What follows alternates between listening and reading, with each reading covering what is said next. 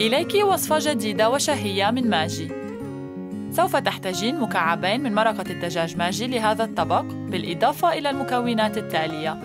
ابدأي بقلي واحدة متوسطة من البصل بملعقة طعام من الزيت النباتي حتى يصبح طرياً، وأضيفي ملعقتي طعام من معجون الطماطم، و4 فصوص من الثوم المقطع، و2 إلى 3 وحدات من الطماطم، مع ملعقتين صغيرتين من الفلفل الحار وملعقة من الكمون.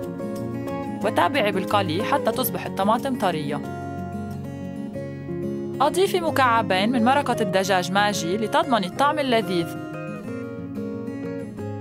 وكوبين من الماء، وحركي لمدة 10 دقائق.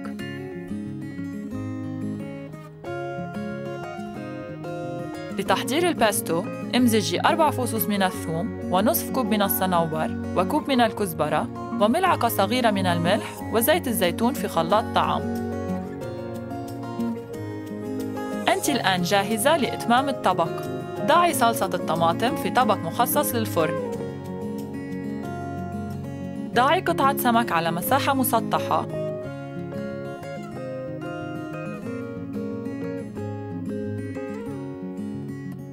وأضيفي ملعقة ممتلئة بالباستو في وسطها، ثم ضعي طبقتين من الفليفل على الوجه.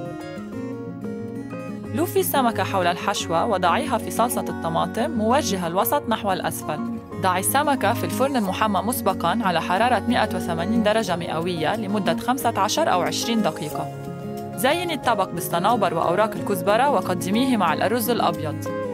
زوري صفحة ماجي أريبيا على فيسبوك للمزيد من المعلومات حول هذه الوصفة وغيرها.